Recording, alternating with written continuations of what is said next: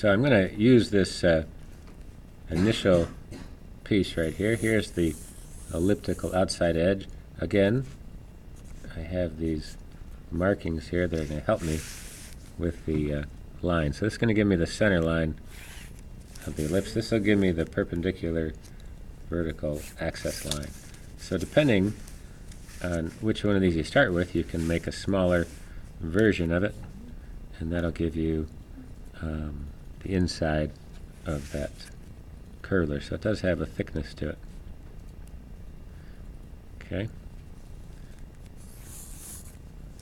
So there's that edge. Again, taking that same piece, the outside one, and just moving it down this line.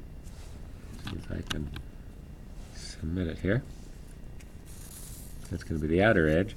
And just, it has a little bit of marking, so I'm just going to offset it a little bit.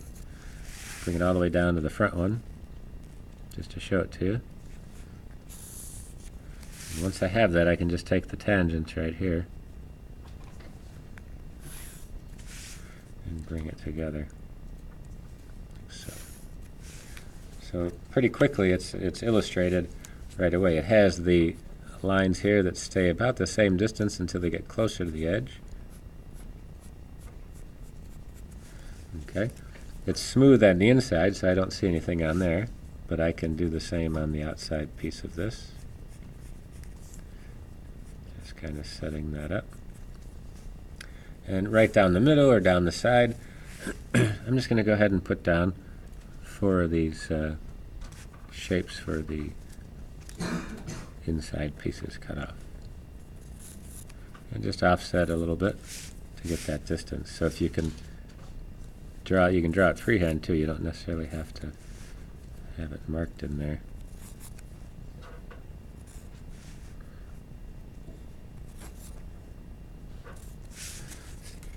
So there you can see that part. And you can do the same on the interior,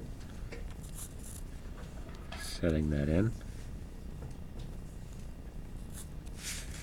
And that'll get you placed in there. So I kind of overdid that one. Can't really see that deep to it. So again, now with the shading, I can still bring this elliptical part into it and just use that as a guide. Just try to wrap myself around the holes there.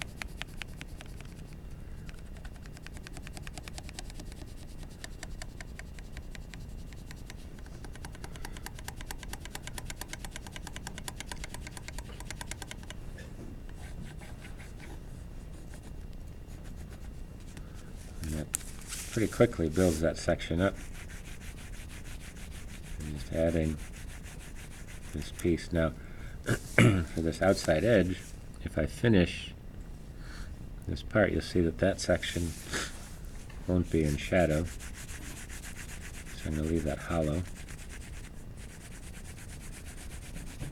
There's the edge. And now it's just a matter of shading it in.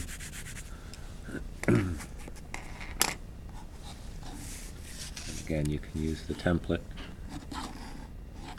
to help you.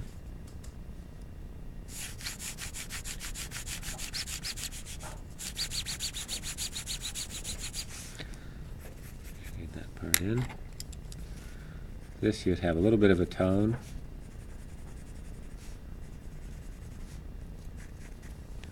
You should be all set.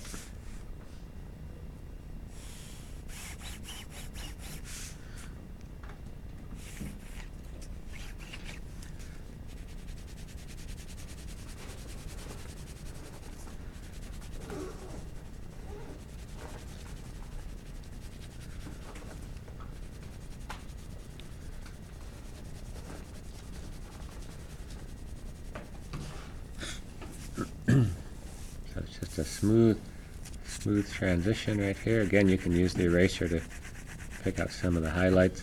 It gets down to this edge, a little thicker on the shading there.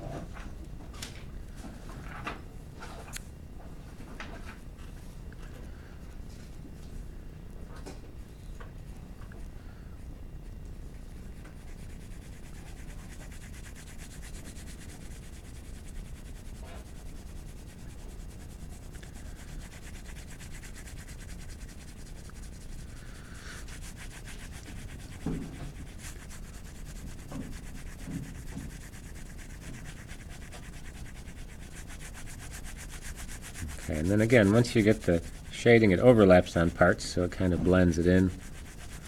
And you can really focus on where the values are going to be.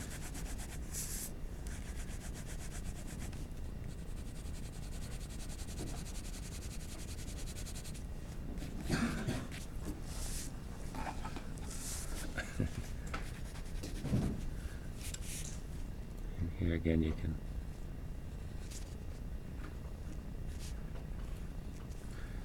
and again you can use your, if you're using the template,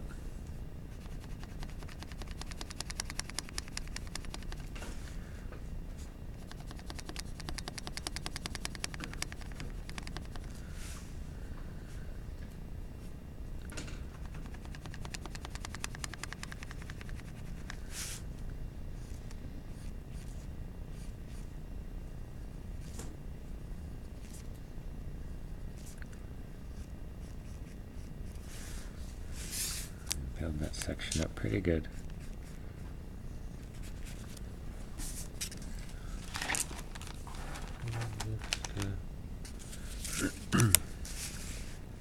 When you get it pretty well, you can always go back and heavy this up.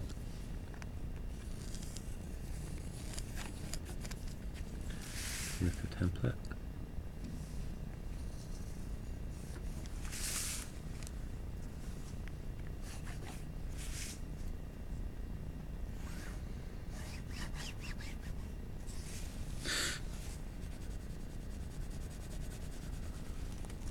And just real quick, I'll just show you, this is using the stump so you can get some kind of a overall tone, blending it in like that.